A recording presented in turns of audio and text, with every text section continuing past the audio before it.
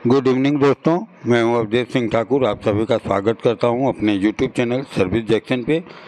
दोस्तों, आज हम पढ़ने वाले हैं टेबल टैग के बारे में और टेबल टैग का यूज़ करना हम सीखेंगे।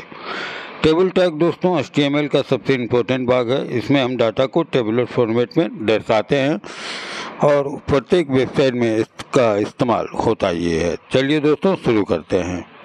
टेबल टैग इस HTML डॉक्यूमेंट को टेबल एलिमेंट के द्वारा डिफाइन किया जाता है। इसके द्वारा हम डाटा को टेबुलर फॉर्मेट में दर्शाते हैं। टेक्स्ट, इमेज, वीडियो, लिंक इत्यादि सभी को टेबल में रिप्रेजेंट कर सकते हैं। रो, कॉलम और सेल ये टेबल के 3 एलिमेंट होते हैं। इसके द्वारा हम किसी टेबल का निर्माण कर सकते हैं। इसमें भी आपको ओपनिंग टैग और क्लोजिंग टैग होता है। जैसे टेबल टैग को कुछ इस तरह दोस्तों लिखते हैं, जैसे नीचे ब्लू कलर में दिया गया है। तो इस तरह से हम इस तरह से डिफाइन कर सकते हैं।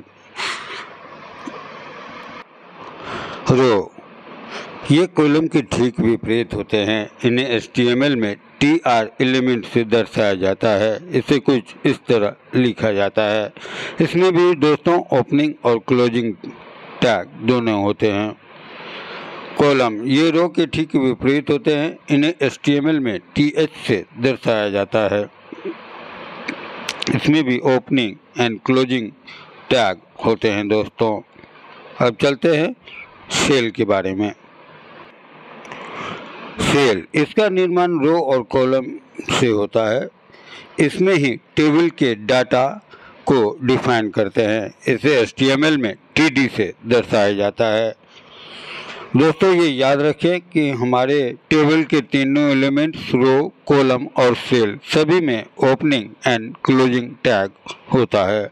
ये काफ़ी इम्पोर्टेंट है दोस्तों। अब दोस्तों हम इसका स्ट्रक्चर देखेंगे। यदि आप टेबल टैग को HTML में किस तरह से निरूपित करते हैं या दर्शाते हैं, तो जैसे आप जानते हैं दोस्तों कि HTML का डॉक्यूमेंट्स का जो फॉर्मेट होता है डॉक टाइप HTML हेड फिर बॉडी। तो बॉडी के अंदर जो है दोस्तों यहाँ पे देखिए मैंने टेबल को रखा हुआ है। दोस्तों टेबल और बॉर्डर 1 है।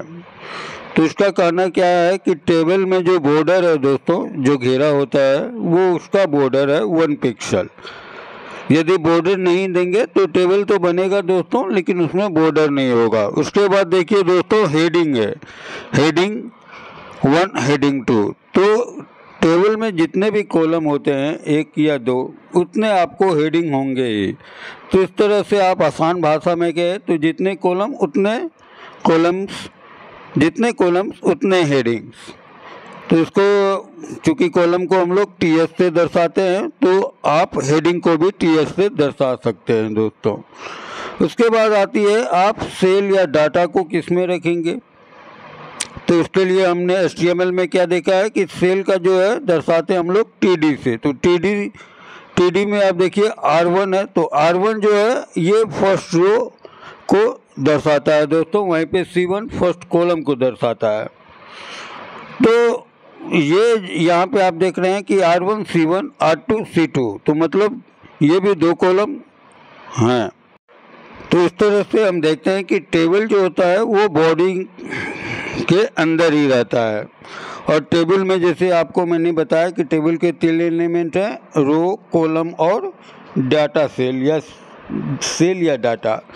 तो यहाँ पे मैंने देखिए ये स्ट्रक्चर दोस्तों काफ़ी इम्पोर्टेंट है आपको समझना। यदि यहाँ पे आप समझ गए तो सोचिए कि टेबल स्ट्रक्चर जो समझ गया उसको HTML में टेबल बनाने में कोई परेशानी नहीं आएगी। टेबल के 3 एलिमेंट आपको याद रखने हैं और टेबल का जो स्ट्रक्चर का पोजीशन है वो आपको दोस्तों याद रखना है। चलते हैं एक उदाहरण लेते हैं दोस्तों।